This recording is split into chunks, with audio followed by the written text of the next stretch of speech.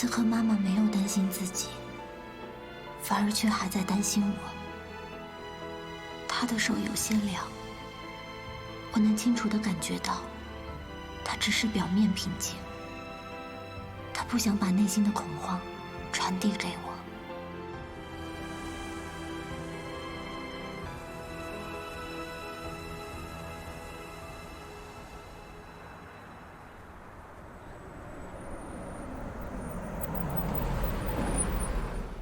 我是易茂集团董事长，我可以代表集团向各位保证，一定给各位一个好的交代。什么时候来？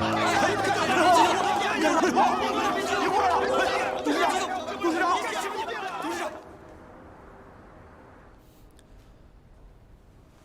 易总，你说这常进他也真的是，他真的愿意去傻到当一个替死鬼？利益面前，有几个人能看得清楚呢？跟你估计的一点都没错，易钦东这步棋，还是下到常进这儿来了。那就要看常进，他怎么想了。易总，这怎么回事啊？陈建东在易茂集团的股票交易当中涉嫌内幕交易，由证监会移送到公安机关，由于涉嫌金额过大，最终被判为有期徒刑10年。我不知道易钦东到底承诺了他多少好处，但我知道的是，他进去没有多久，他老婆就跟他离婚了，带着孩子改嫁了。他父亲由于没人照顾，很快就病逝了。10年，对于一个男人来讲，不算长，但也不算短吧。尤其是宝贵的黄金10年。也许出狱后还可以从头再来，但是失去的能用金钱来弥补吗？这件事儿，仁者见仁，智者见智。我相信你内心已经有了判断了。说到底，我不希望你成为下一个陈建东。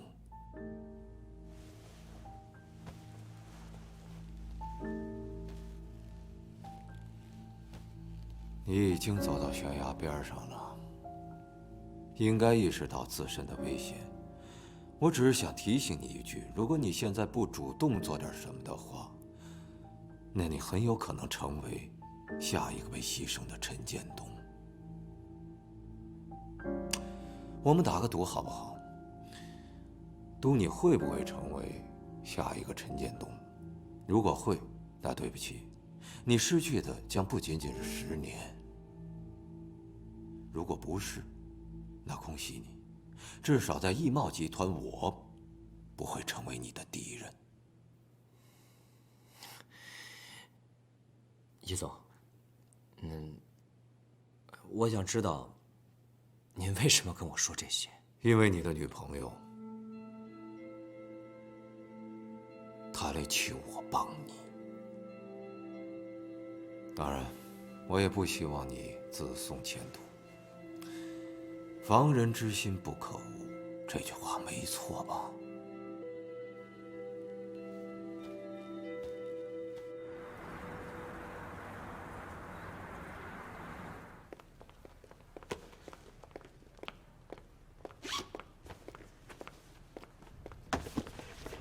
哎，等等等等，你们这是干什么？谁允许你们动我东西了？这是公司人事部让我们来这里收拾东西、整理办公室的。你要是有问题的话，你去问人事部好吧？把那个电脑先拿走。哎，等等等等，别动！我告诉你，这电脑是我的，里面有很多我客户的资料，弄丢了你能负责吗？这个电脑它是公司的财产，不是你个人的。哦，对了，把你那个工作证交出来。从现在开始，你在这里所有的权限都被取消了。谁给你的权利这么做？易总同意了吗？他允许你这么做了吗？我告诉你，就是易总指示人事部让我们来做的。你要是有问题的话，你可以直接去找易总。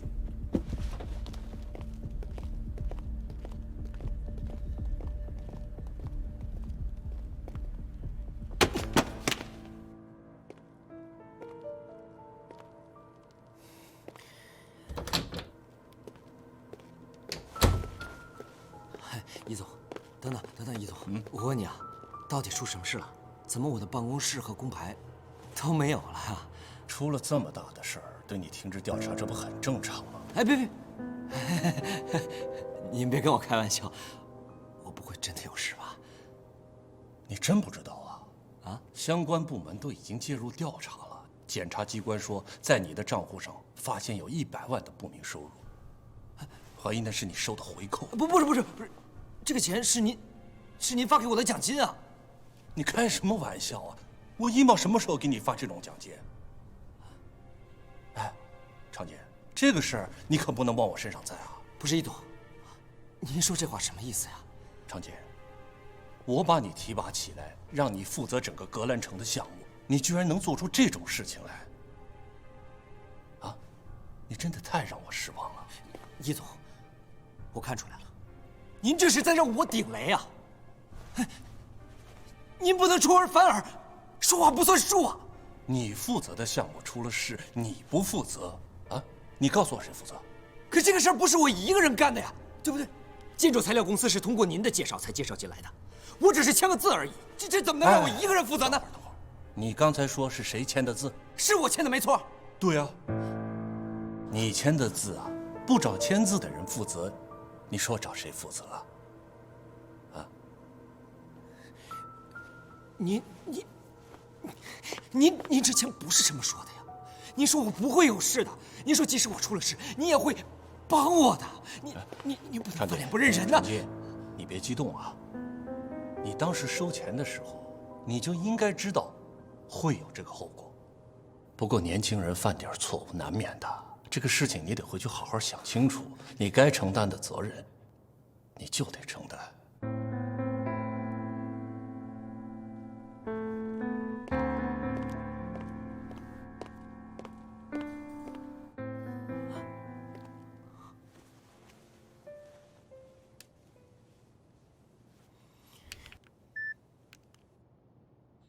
我只是签个字而已，这怎么能让我一个人负责呢？你刚才说是谁签的字？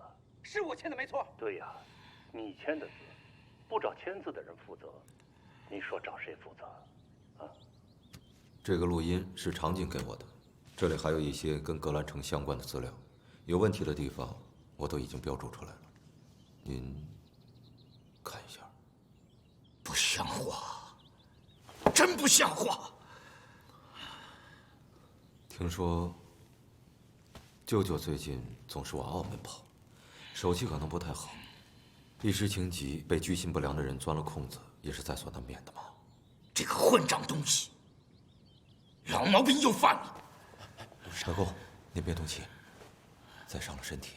当初我就不该把地产从你那儿交给他，现在他出了事，还需要你这边来收拾残局。还好有你在，要不然我得被你舅舅给气死。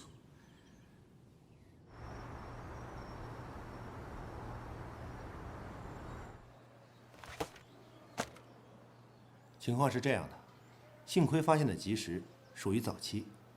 您确定是早期吗？这是不是说明我妈妈就有救了？你先不要着急，按照我们目前对乳腺癌的分析，你母亲的这种情况属于早期的2期，肿瘤不大。按照国际上的标准，这种患者5年的存活率应该能达到75%左右。当然了，还要具体看病人的身体状况、病情的发展，很多东西不能100%保证。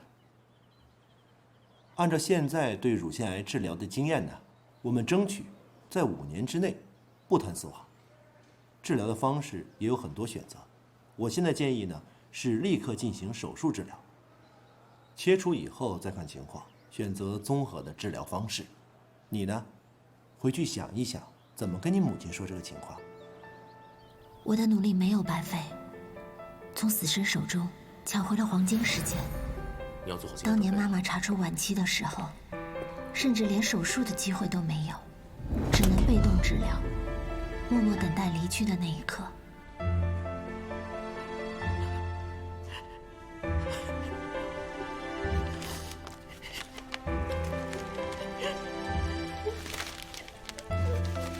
在知道自己是癌症晚期后，平日里爱笑、爱闹、爱打趣的妈妈消失得无影无踪。在最开始阶段，甚至不接受任何治疗，一心想选择放弃。那时候的我还什么都不懂，甚至也选择了逃避来面对这件事。妈，你不要一个人。现在想起来，你出来好不好？我心里还是一阵阵的难受。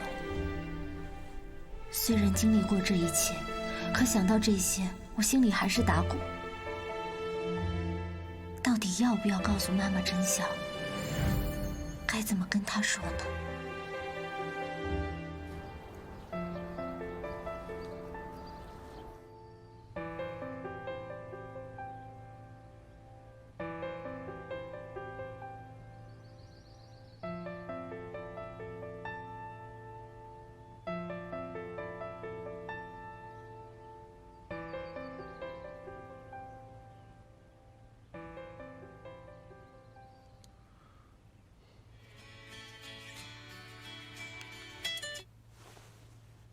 喂，喂，嘉诚，晚上约了李叔叔吃饭，你把手上的事情放一放，赶紧过来。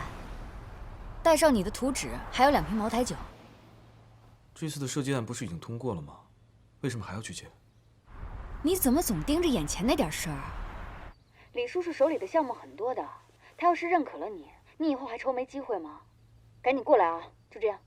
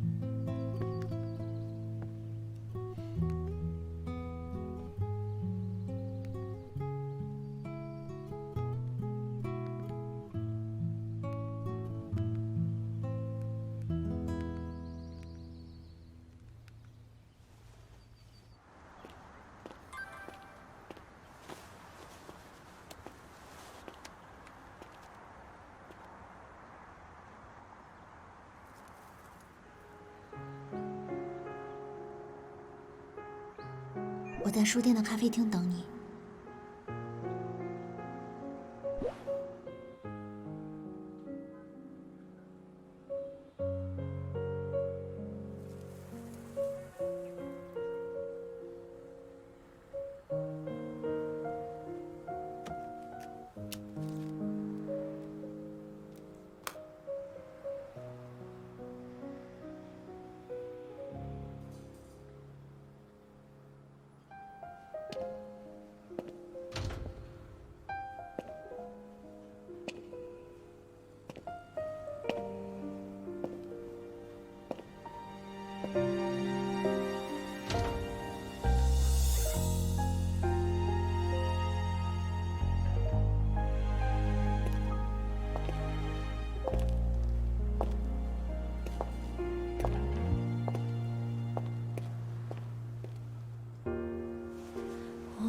想告诉你，你给我的记忆，像空气如影随形。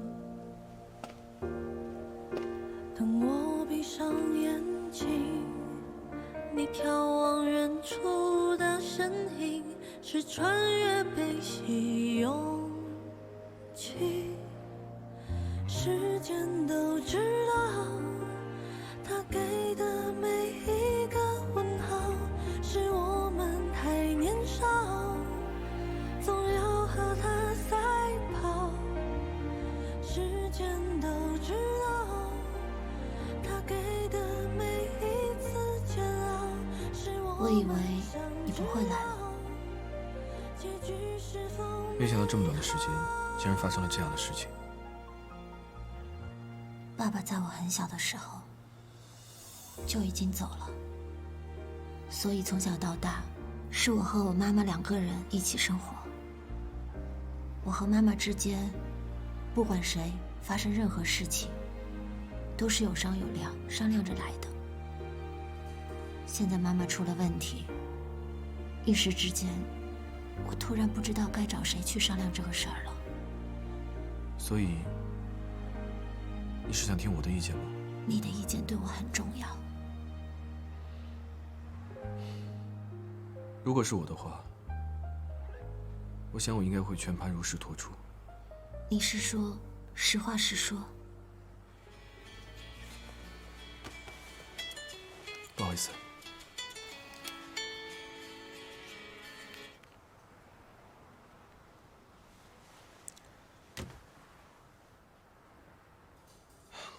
其实无论最后阿姨怎么选择，你都要让她知道你是支持她的。当然，前提是让她知道所有治疗的可能性，在可能会发生的事情里面，尽量去帮她理性的做出选择和判断。还要配合好医生，不要留下任何遗憾。而且还要看阿姨是什么样的性格，用什么样的方式去跟她沟通。我妈一向都喜欢直截了当。我跟她之间，没有什么事儿是藏着掖着的。除非你可以瞒着阿姨，把这出戏演好了，不让她发现。当然了，这些只是我的预想。事情没有发生在我身上，我也没有设身处地的去经历，所以我不能完全从你的角度出发帮你考虑。不，你说的是对的。其实这个时候，我不应该去感性，而应该是理性的去面对思考。起码，我不能先倒下。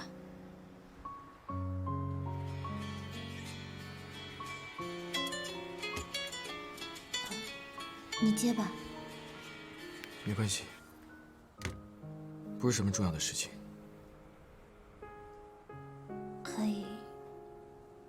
可以陪我坐一会儿吗？不需要说什么话，就只是这么静静的坐着就好。以前不觉得，现在才知道可贵。你知道吗？也就在几年前，我外婆也被诊断出是癌症晚期。当时我们全家都试图去瞒着她，可没过多久就让她发现了。外公倒是很坦诚，直接告诉她事情的真相。两个70岁的老人很酷，说放弃治疗就放弃治疗了。最后外公带着她开始全世界的各地旅游。那会儿医生说，我外婆大概也就只有半年的时间了。可外婆却奇迹般的跟着外公，一起在外面玩了整整2年。之后很安详，很幸福的离开了。现在回忆起那段时光，记得外婆脸上灿烂的笑容，那应该是她最开心、最幸福的一段时间吧。如果当初真的选择保守治疗，过程痛苦不说，治疗还未必有效果，所以这件事情改变了我很多，对很多事情固有的看法。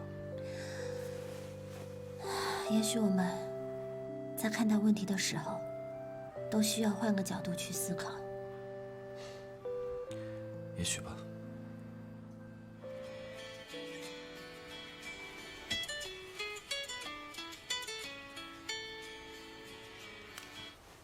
小静。喂，叶嘉诚，你怎么还没到啊？李叔叔都已经到了，你还不接我电话？小静，不好意思，我这边有点事耽搁了。等等，我马上就到，好吗？你有……喂？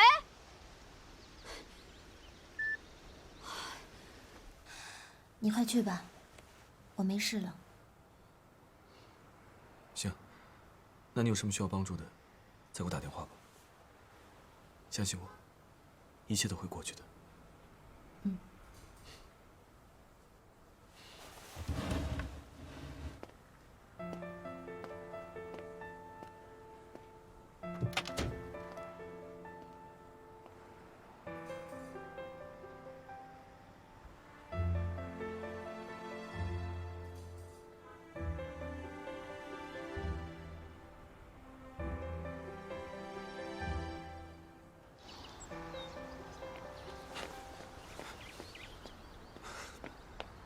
小江，你怎么才来啊？你知不知道李叔叔早到了，一直在等你？你知道他有多难约，我怎么约到的？你怎么能迟到呢？不好意思，有事耽搁了。什么事比这事更重要啊？这关乎到你的未来。很多事情我们不能只靠我爸爸，我们也得靠自己帮我们铺平道路，你知不知道？我没想着靠宋教授。东西呢？什么东西啊？我让你带的设计图纸，还有给李叔叔的礼物。你出来之前我特意叮嘱过的，你不会忘了吧？不好意思，我忘到之前那个地方了。叶嘉诚，你到底怎么回事啊？我今天约李叔叔就是为了看你的设计图稿，结果你没带。另外，人家愿意来是因为看我爸的面子，你让人家空手回去，你懂不懂事儿啊？实在不好意思，我出门的时候真的带了。要不，我现在进去跟李叔叔说一声。行了，你赶紧回去，把东西给我取回来。现在？没必要吧？我可以进去跟李叔叔叙述一下我的设计理念。谁有功夫听你说啊？人家今天愿意来，无外乎就是给我们一个机会，让我们和人家建立一种联系。李叔叔真的是看中你的设计图稿吗？我告诉你，人家看中的是我爸的面子。搞关系我不擅长，如果不想聊设计的话，我就不进去了。你什么意思啊？难道你让我一个人进去啊？这个李叔叔本来就是你想见，不是我想见啊！你什么态度啊？我告诉你，我这是在帮你，不是在求你。好，谢谢你啊，我不需要。哎，叶嘉诚！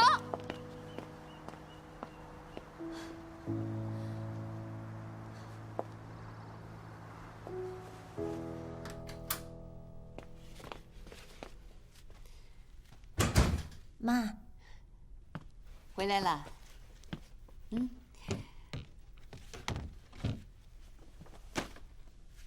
累吧？还好。来吃苹果。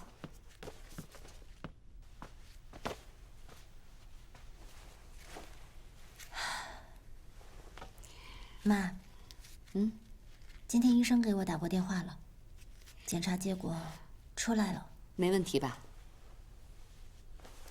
妈，我们非常幸运，是早期，医生说是可以治疗的。你别骗我。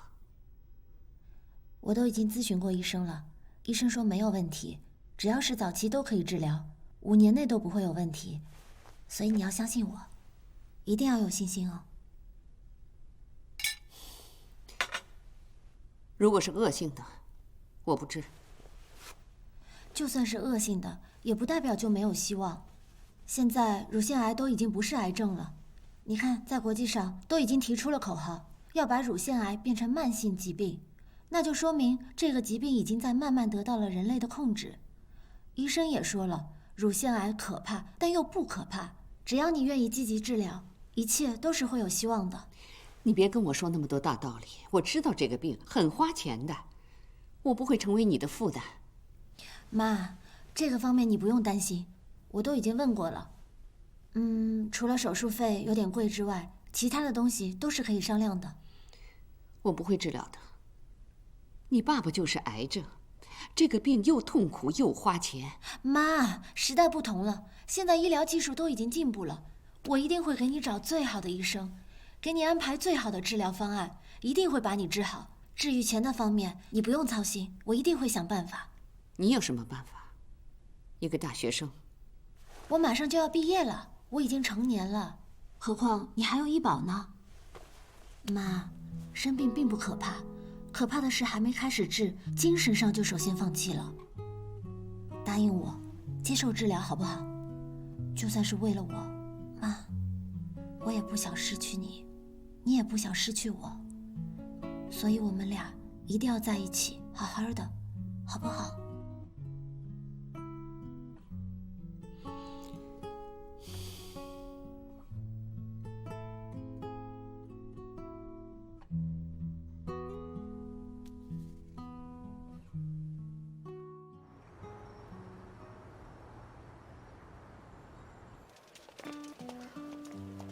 你好，你好，我问一下，化验在什么地方？哦，您身后拐角右手第2间。啊，谢谢啊。不客气。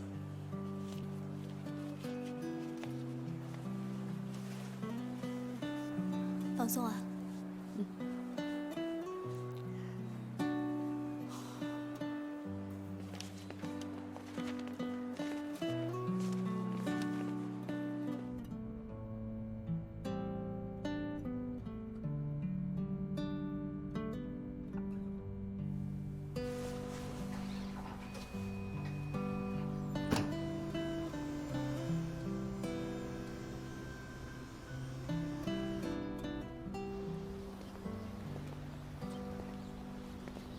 好久都没有跟你这么朝夕相处了。你去大学读书，妈妈也不能打扰你。现在倒好了，成天在家腻着，我都有点不习惯了。都怪我不好，我对妈妈的关心太少了。没有啊，你的孝心妈妈感受到了。你看谁让我生了这么一个漂亮聪明的女儿啊？你说我是怎么生出来的？哎呀，妈在想，即便我结局不尽如人意，但是我也心满意足了。哎，妈妈，犯规。所以你今天的巧克力限额取消了，说好不许悲观的。我错了，我检讨。看到妈妈承认错误的态度，这样良好，我决定中午请你一顿哇超级大餐。大餐？你哪儿来的钱啊？妈妈，有一种东西叫做奖学金。哎，谁让你的女儿这么优秀？哎呦，我的宝贝。走。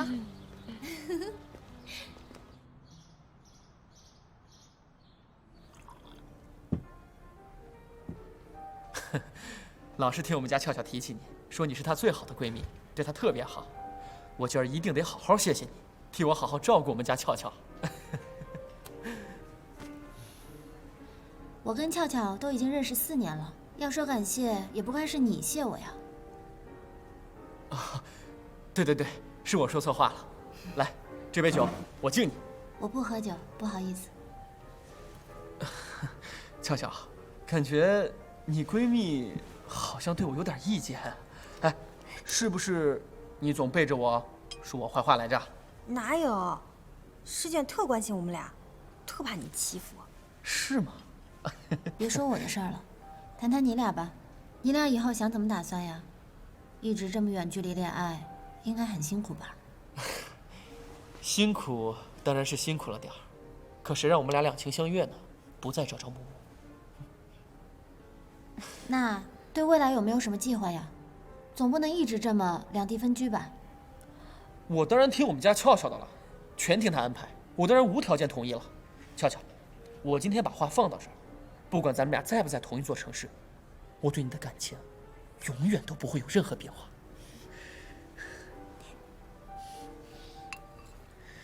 子松，我现在去苏州工作了。你现在在苏州很稳定，我大学刚毕业还是白纸一张，去哪发展都一样。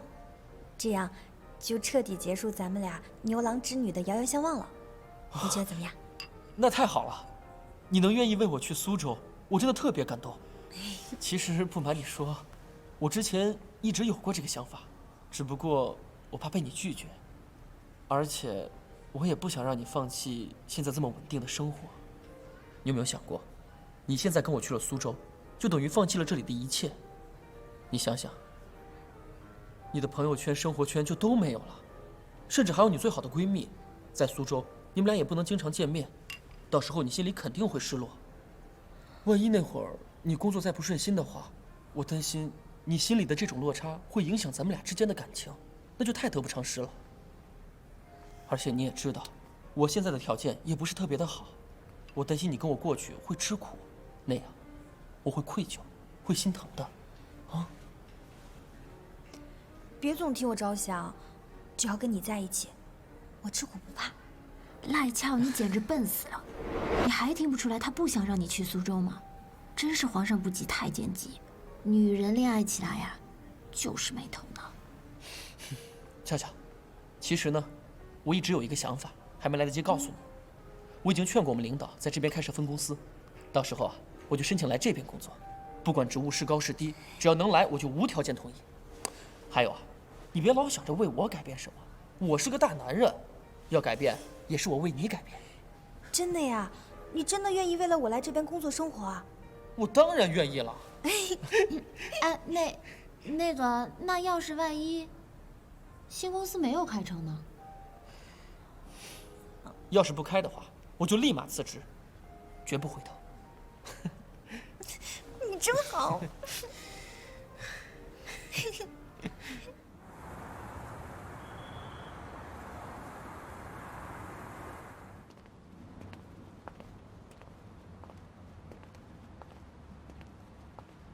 哎，今天见完面，你对子松感觉如何啊？是不是放心了？网恋不全是见光死，不靠谱吧？你真的放心把他一个人留在苏州吗？虽然说是要开分公司，可是这公司现在还是没影子的事儿，谁知道他到底要在苏州留多久啊？师姐，亏你叫时间，一点耐心都没有。幸福会来的那么容易吗？等待也是种幸福，你懂吗？不懂，你懂。哎呀，幸亏我昨天投了简历，过2天易贸就应该安排我去面试了。你跟我一起去吧，反正简历都已经投了，万一都面上了，我俩在一起工作还互相有个照应，这不很好吗？我才不去易贸呢，我对那儿不感兴趣。易贸你都没兴趣啊？那你对什么有兴趣啊？只要不是易贸，其他都可以啊。当然了，必须得是薪水好的地方。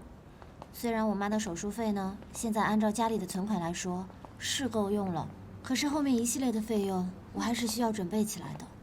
所以幸亏那几家大的公司我都已经投了简历，薪水都不错，现在就等他们的消息了。姐，虽然我没有什么钱，但多少都可以凑点儿。你要是跟我见外，我对你不客气啊。好啊，先拿100过来。啊？嗯。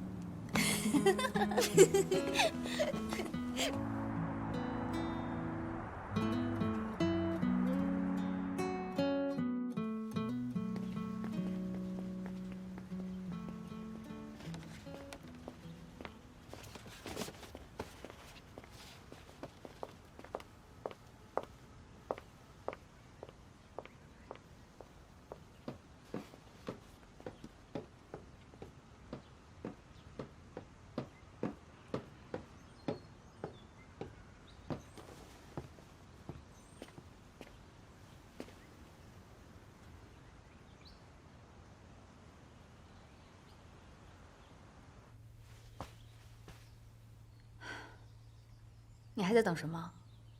我都已经站在你面前了，你还要让我怎么样？你要我干嘛？道歉啊！如果你现在跟我道歉，我就原谅你。如果我不道歉呢？不是，你不会认为是我错了吧？你知不知道那天我为了解释你没到，我脑袋都快转死机了。我光道歉就跟别人说了多少遍，腰都快弯折了。你要知道我在我们家什么时候受过这样的气，什么时候看过别人的脸色啊？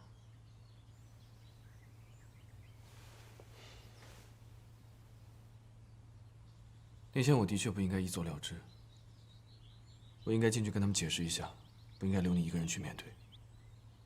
你终于想通了，我就知道你绝对不会是一个朽木不可雕也的人。我想通了，我不喜欢你做事情的方法。更准确的说，我不适合，我没有办法按照你给我规定好了的人生轨迹去进行。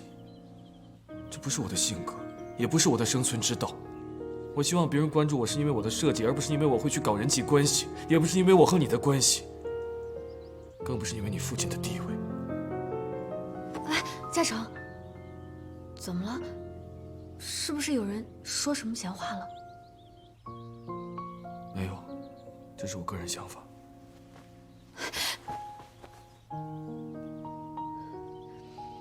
嘉诚，我知道你自尊心很强，这也是我最为欣赏你的地方。但是在这件事情上，你真的想多了。你现在那么出色，是因为你真的很有才华。但就算再有才华，那也需要好的机会，需要好的伯乐去发现。好上加好的事情，别人求都求不来呢，你怎么还矫情起来了？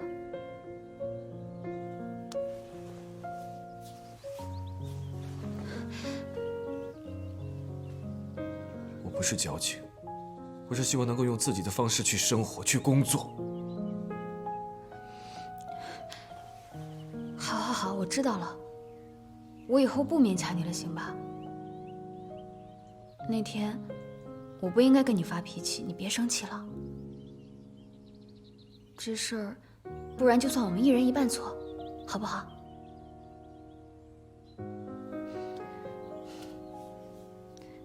嘉诚，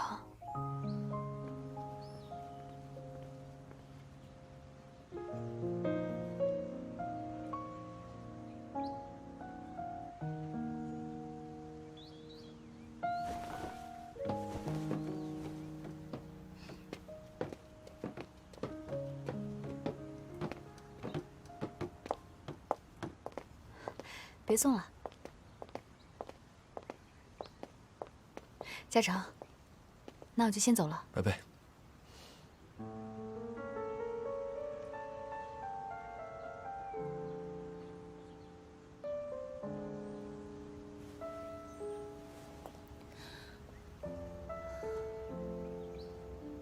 拜拜，亲爱的。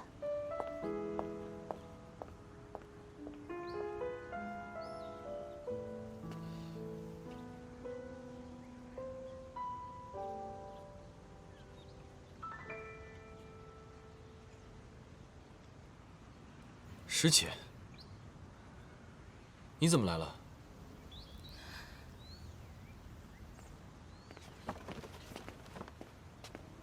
上次你落了东西在咖啡馆，我本来是想快递给你，但担心这是贵重物品，所以就想还是亲自送过来比较安全。不好意思，这些东西应该我自己去取的，麻烦你专门跑一趟。刚刚看到宋师姐上去找你，所以就没好意思去打扰你们。你在这里一直等到现在。其实，这些东西你完全就可以放到楼梯口的，不必。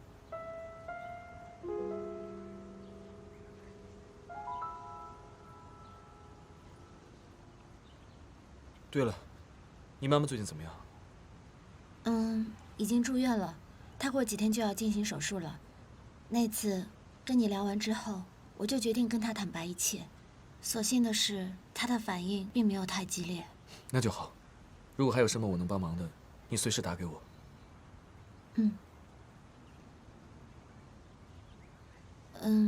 其实最近我正在找工作，所以师姐，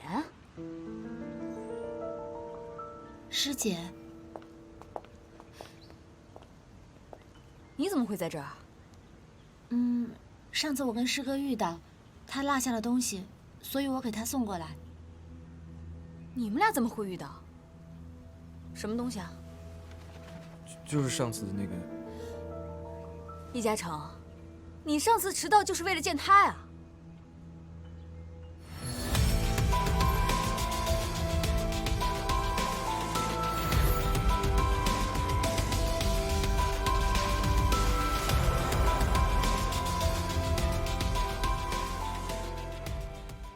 当樱花落地